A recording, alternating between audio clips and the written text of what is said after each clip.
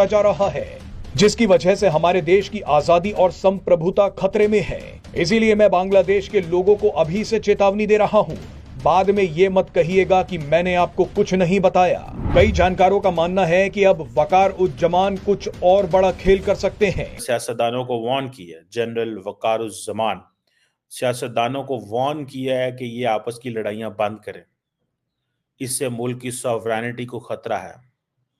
और उसने कहा, I am warning you can not let से। पाकिस्तान से ज्यादा कू हो चुके हैं। अब आप समझ लीजिए कितना बेड़ा गर्क है इस देश का। उन्होंने बोला यार देश के हालात जो है ना वो बड़े खराब है। आपस में स्टेक होल्डर्स लड़ रहे हैं। स्टेक होल्डर्स कौन है? जिन लोगों ने मिलके एकजुट होके इकट्ठा होके शेख हसीना को देश से बाहर निकाला था, सड़क पे आके एक दूसरे की गर्दनें रेद रहे हैं। ये तो आप आप ये कह लें कि अजायब घर है, एक हेरिटेज है, उनका एक विरसा है मुल्क का। देखिए मुल्क, नो डाउट मुल्क में इंटरनल हालात जैसे भी हों उन्होंने कहा था कि मैं छुट्टी लूंगा लेकिन एक काम पूरा करूंगा। अब वो काम क्या है उससे लेकर चर्चाएं तेज हो गई हैं। माना जा रहा है कि पिछले साल 5 अगस्त को जो बांग्लादेश में हुआ था वो एक बार फिर होने वाला है। That I did not warn you. It means कि जो एक वहां पे सेटअप मौजूद है, केयर टेकर सेटअप, उस केयर टेकर सेटअप को भी खतरा है। और कौन खतरा है उसकी तरफ से बयान आ रहा है आर्मी चीफ का। हमें तो यही बताया गया था कि शेख हसीना प्रॉब्लम है। अब एक बात बताइए, अगर बांग्लादेश में स्टूडेंट्स ये कह रहे हैं अपनी पॉलिटिकल पार्टी बनाएंगे, इन्होंने जब शेख हसीना का वक्त था तब क्यों नहीं बनाई पॉलिटिकल पार्टी? मुझे इसमें कोई डाउट नहीं है कि Malala Yousafzai is a hero, लेकिन मैं ये जानना चाहता हूं कि उसको नोबेल प्राइज क्यों दी? नहीं है बांग्लादेश तो आप मुजीबुर रहमान ही है ना। अब बानिए बांग्ला, आप किसको बानिए? ठीक है, मुजीबुर रहमान का आपने उनके पुतले तोड़ दिए, उनका घर तोड़ दिया, उनकी बेटी को भगा दिया है, फिर उसके जितने अंदर उसकी जितनी पुरानी आपस में लड़ाइयां बंद करो। ये अगर आपने लड़ाइयां बंद ना की तो मामलात खराब होंगे। और ये बात उन्होंने कब की? जब एक पिलखाना की किलिंग, ब्रूटल किलिंग्स हुई, उसमें आर्मी ऑफिसर्स को याद करते हुए बात की। और कहा जाता है कि ये बेसिकली 25-26 फरवरी को बहुत सारे जो आर्मी ऑफिसर्स थे, इंक्लूडिंग एट दैट टाइम जो डीजी थे बांग्लादेश राइफल के, मेजर जनरल शकील अहमद, उनको मर्डर कर दिया गया था इन म्यूटनी। और ये जो पैरामिलिट्री फोर्सेस के हेडक्वार्टर्स वहाँ पे, तो कहा जाता है कि 74 लोग तब मारे गए थे, ये जो म्यूटनी हुई थी वहाँ पे। और उन्होंने कहा है कि अगेन एक क्योटिक सिचुएशन है। और ये जो अगले दिन एयरफोर्स की बेस पे जो हमला वगैरह हुआ, वहाँ पे जो ड्रामा हुआ, उसको देखते हुए मेरा ख्याल है वो क्लियर है। और दूसरा, क्योंकि शायद एक डेमोक्रेटिक रास्ता भी तैयार नहीं हो रहा, एक डेमोक्रेटिक पाथ भी नहीं मिल रहा, तो वो समझ रहे हैं, वो सोच रहे हैं कि अगर इसी तरह निज़ाम चलता रहा, ये आपस में कुछ ना तैयार कर सके, तो अगर हमने शेख हसीना वाजिद को मजबूर किया था कि उनकी छुट्टी हो जाए, तो ये तो चीज़ ही कोई नहीं है, इनको भी फारिग किया जा सकता है।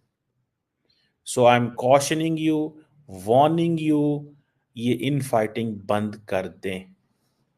ये जारी बात है, इसको इंडिया जो है वो किस तरह देखता है।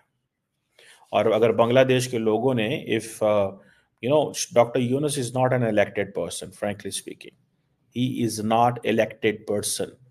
डॉक्टर यूनुस को, ही वॉज इन फ्रांस जब उनको कहा गया कि आ जाए एंड आके सारी की सारी भागदौड़ संभाल लें।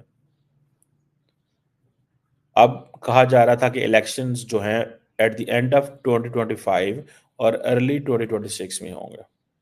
इट मीन्स कि अगर उन्होंने 2025 की फिगर दे दी है, ठीक है जी, या 2000 का जवाब देने की कोशिश करूंगा। बेसिकली बात यह है कि चाल उल्टी पड़ गई।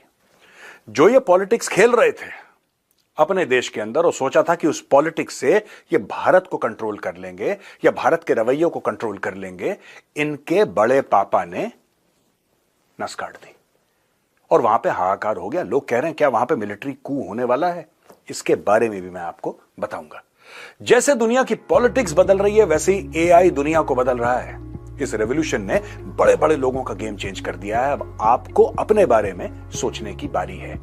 इसके लिए आपकी हेल्प आउटस्किल करेगा।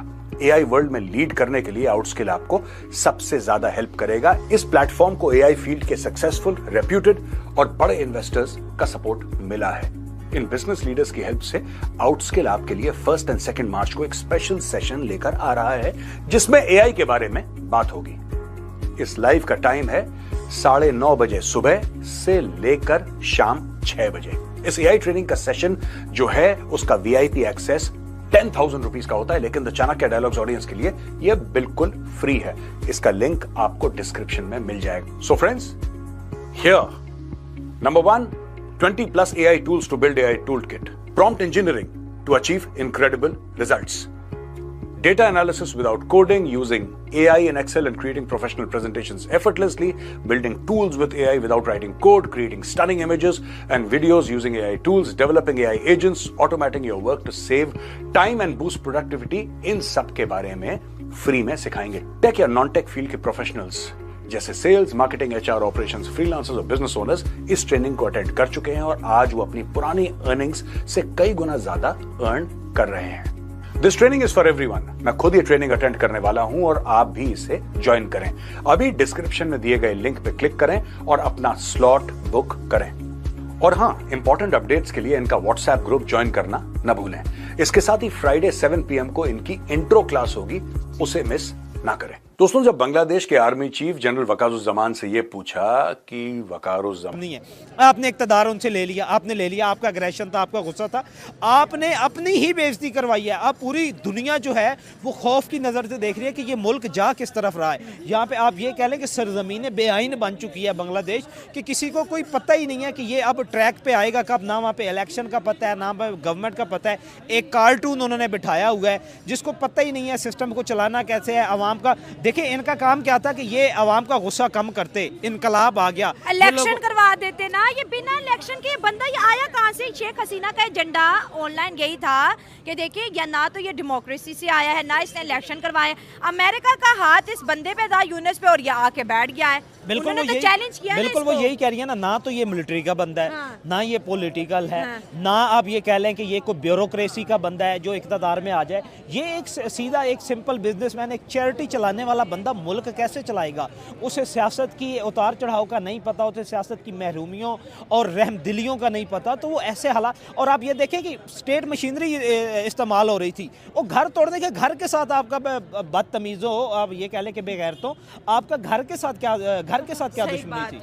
अब मुझे तो इस बात पे हम लोग परेशान हैं कि आप लोगों ने तो यकीन करें कि पाकिस्तान का सर नीचा कर दिया है, आपने हिंदुस्तान का सर नीचा कर दिया कि एक लेगेसी थी मुजीबुर रहमान के, आपका बानी था वो, किसी दूसरी दुनिया का तो वो बानी नहीं था, किसी दूसरे मुल्क का भी वो बानी नहीं था। कम से कम आप उसका तो हया करते। आपके शेख आप हसीना वाजिद के साथ आपकी मुखालफत थी, और आप ये देखें राजधानी में उसका घर था, बांग्लादेश ढाका में, और जिसे आप ये कह लें कि उससे करोड़ों रुपया रेवेन्यू कमाया जा सकता था। आप सिंपल क्या करती? खोल देते कि शेख मुजीबुर रहमान का घर है जी, और वो पॉइंट बना देते कि इस जगह पे वहाँ उनके साथ उनका असैसिनेशन हुआ था, यहाँ पे ये लोग इन्वॉल्व थे। आप उससे भी करोड़ों रुपया कमा सकते थे, लेकिन ये एक्सट्रीमिज़म की तरफ जा रहे हैं। कोई सूझबूझ ही नहीं है हालात को नॉर्मलाइज करने की, स्टेट को नॉर्मलाइज करने की। इनके अंदर किसी किस्म की कोई कैपेसिटी या कोई सोच ही नहीं है। इस तरह आप इक़्तिदार को तूल नहीं दे सकते। आपका जाना तो इसके बाद इनका जाना ठहर गया है। बांग्लादेश की आप जो मौजूदा ये रेडिकल, आप ये कह लें रेडिकल सेटअप है, रेडिकल सिस्टम है, इसका जाना तो अब